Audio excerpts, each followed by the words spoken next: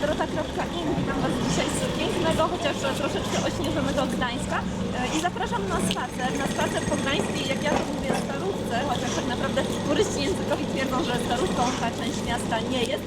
Także w tej chwili jesteśmy na długim targu. Będziemy spacerować tutaj po okolicy. Mam nadzieję, że troszeczkę nam się aura poprawi i zapraszam Was do wspólnego odwiedzania Gdańska o każdej porze roku. Spacer po Gdańsku zacznę od samego serca centrum Starego Miasta, czyli spod ratusza. I to jest pierwszy raz, kiedy zobaczę Neptuna, który akurat teraz wreszcie nie jest już w remoncie.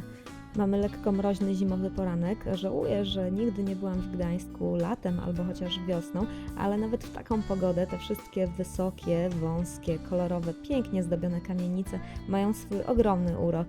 Przespaceruję się teraz długim targiem w kierunku Motławy. Trzeba do niej dojść, przechodząc przez Zieloną Bramę. Czemu nazwa zielona? Ciężko stwierdzić. Jest to pierwszy przykład tak zwanego manieryzmu niderlandzkiego, który nadał Gdańskowi taki niepowtarzalny, piękny charakter.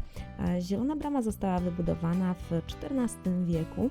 Przechodząc pod nią dochodzi się do mostu i tutaj jest już piękny widok na Motławę i na Żurawia. Ja co prawda nigdy nie miałam na to dotychczas czasu i dzisiaj też mi się nie uda, ale z tego co wiem, to tymi katamaranami, Onyxem i tym drugim można popłynąć w rejs. Ale ja zamiast rejsu wybieram spacer długim podbrzeżem. Na długim podbrzeżu jest mnóstwo restauracji, są też kawiarnie, można się tutaj rozgrzać kawą, czy nawet jakąś smakową wódką i zjeść pyszne danie rybne.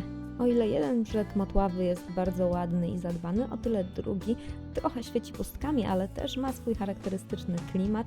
Mnie osobiście bardzo przypadł do gustu, wygląda jak miejsce dla artystycznej bohemy. Piękny Żuraw został wybudowany również w XIV wieku, podobnie jak Zielona Brama. Nie każdy wie, że w 1945, kiedy Gdańsk zdobyła Armia Czerwona, został podpalony, ale potem zrekonstruowany. Teraz przy okazji jest jedną z filii Centralnego Muzeum Morskiego w Gdańsku. Można go zwiedzić. Ja tymczasem idę przez ulicę Mariacką, gdzie turyści mogą zrobić zakupy, mogą nabyć tutaj różne pamiątki bursztynowe, ale nie tylko.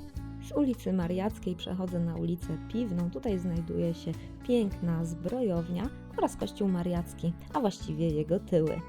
I teraz czas już przejść z powrotem pod ratusz i tym razem w przeciwnym kierunku, długim targiem, udać się w kierunku Złotej Bramy.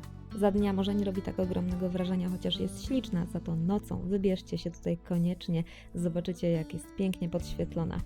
A ja tymczasem już uciekam. Dzięki Wam serdecznie za wspólne zwiedzanie i do zobaczenia w kolejnych filmach.